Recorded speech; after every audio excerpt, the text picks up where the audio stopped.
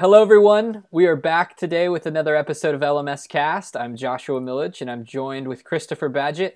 And today's going to be a really fun episode because it's going to help you avoid some landmines when you're creating your WordPress LMS course. And so, Chris, we've got four topics, things you should avoid doing when you're creating your WordPress LMS course. So, kick it off, man. What's the first one?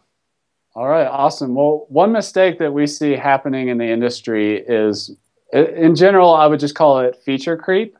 But what that means for a WordPress LMS course is that you have a lot. The thing is, education entrepreneurs are creative, they're smart, they're intelligent.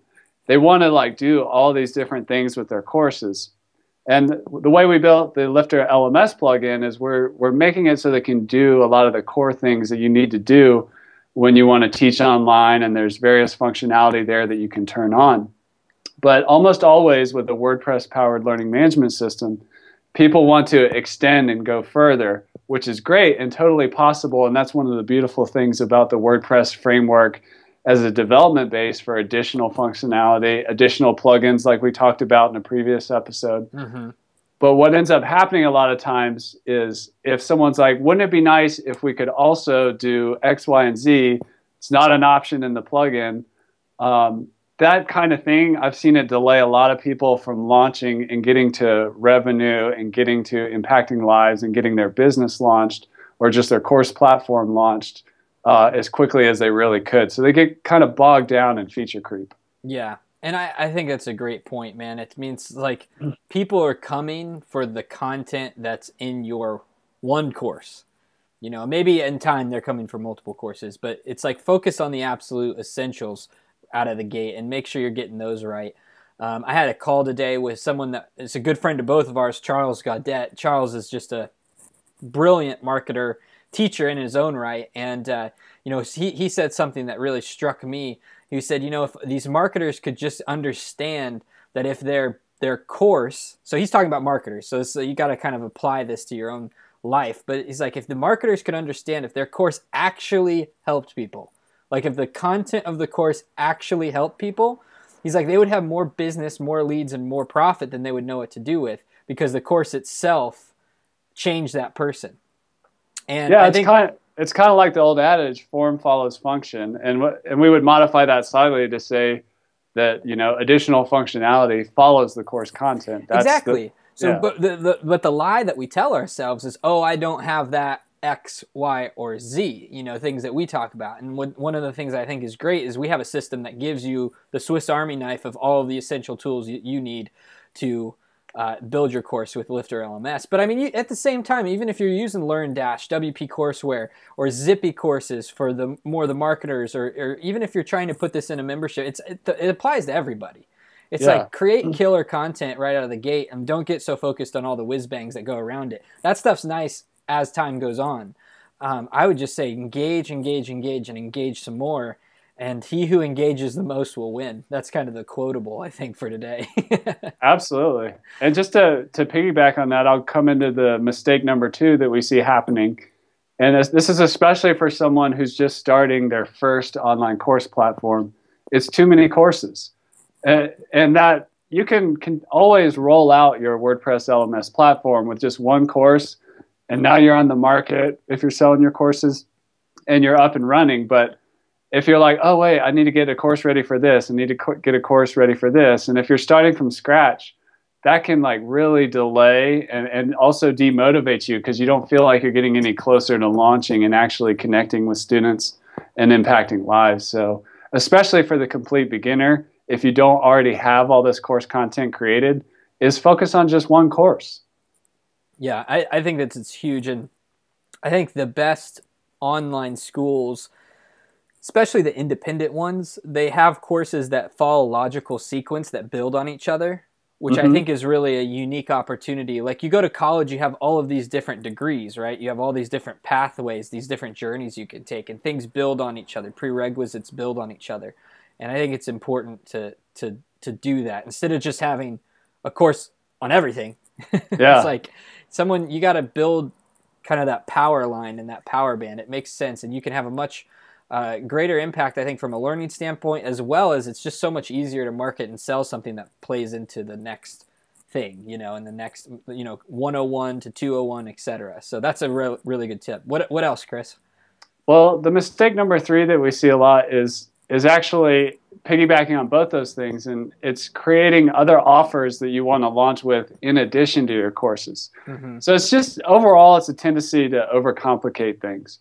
And what I mean by that is if you're going to sell a course and then you're like, oh, I need to make or also sell this complementary product I have with it that's not ready or already for sale on my website. I need to get that ready too. And now you're juggling a different kind of e-commerce with your LMS.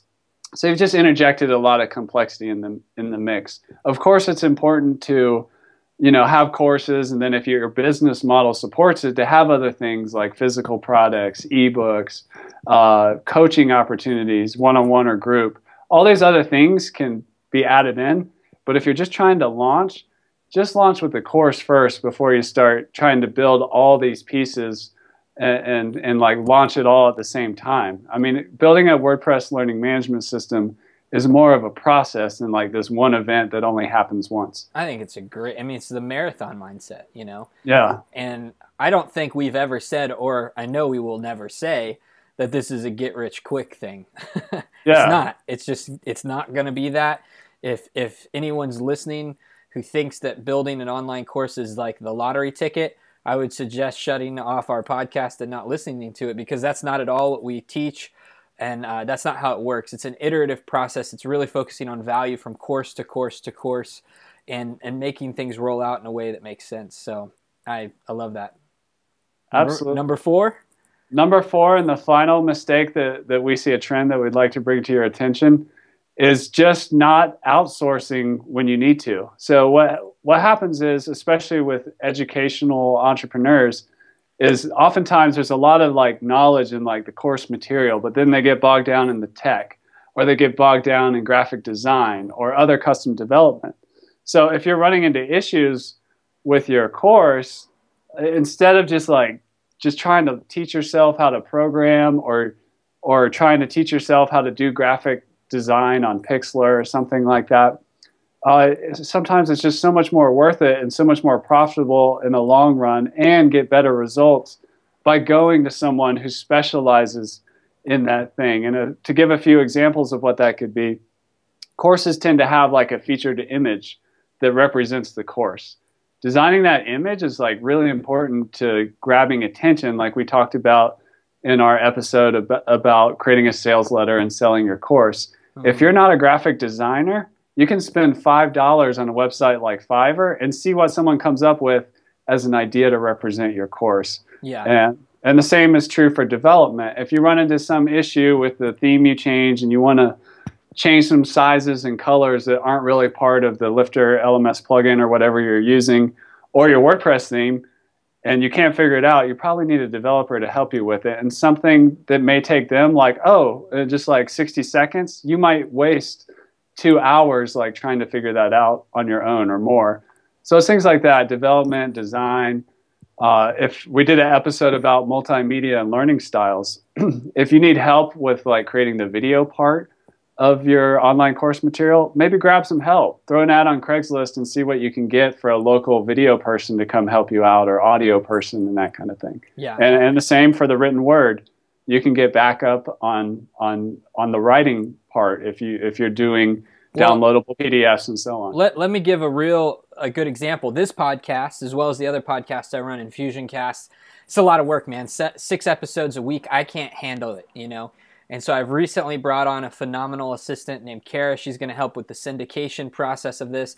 I got a guy down in Arizona who's going to help me with actually, we give him the transcript. He's going to help us with creating the actual post. So we're bringing people into the fold as time goes on. And does it cost money? Yes, it costs money, but it's investing in the business. And it's also, the innovation and suggestions that come from people like, our writers and producers like Kara is huge, because they're going to see things that we don't see. And that's another added benefit of outsourcing that I don't think a lot of people consider or even put on their radar. I know that like one of the things that people say about CodeBox, which is the company where you and I are partners at, is that we innovate with people. Like they'll come to us for a project, but in the progression of that project, we come up with ideas for them, different ways of structuring their LMS system if that's what they're coming to build, or traditionally where we've come from is Infusionsoft, coming up with new marketing campaigns and things where it's another value add. We don't charge for that, but it's just part of our culture. And I think that's the thing. If you build a culture of that in your e-learning system where you're bringing on contractors and you're encouraging them to give you your ideas, for one, they're going to love working with you because they have ideas, but no one ever gives them the platform to share those. And that's really fulfilling because a lot of times people look at these contractors or outsourcers as hired guns. I'm going to pay you money, you give me a product. Well, yeah, that's not very human. Like, allow them to suggest things and build that platform. It's only going to help you. So I think it's really a hidden benefit of spreading the work out. And the biggest thing is it gives you more time and energy to be creative and do what you do best too. So let's not forget the primary reason here either, but there's a lot of secondary really good reasons to get comfortable with that. And one book I want to suggest is by Chris Ducker, Virtual Freedom. If you've been in the internet marketing world, I'm sure you've heard this book mentioned. It is a truly phenomenal book. I don't say that very often because I read about a book a week, and I'd say half the books I read every year I just can't suggest. But his book is really good. It has a lot of ways of looking at outsourcing. So check that out when you get a chance. Awesome. Well, I would just close it out with one more book recommendation in line of what we're talking about here with outsourcing and building systems and keeping you as the education entrepreneur, whether you're a marketer, a teacher, an artist, or some kind of subject matter expert, is to focus on so that you can be in your zone of genius. And that book is called Work the System by Sam Carpenter. It had a huge impact on my life. So there's another one. I actually think that if you're going to make a decision whether to read a book about systemization, whether it's getting things done, I can't really put the 4-Hour Workweek in there, but that's a pretty good book too. But Work the System lays it out. I mean, it's very straightforward on how to do this and how to build processes, and I think it's a really, really, really good book as like foundational learning. So I would suggest checking that out too. So, well, with that, we're going to close up today's episode. We've got another one right around the corner for you, so stay tuned. And if you haven't already, go to lmscast.com and hit the subscribe button, and we will email you every time we have a new episode available. So thank you so much, and have a great day.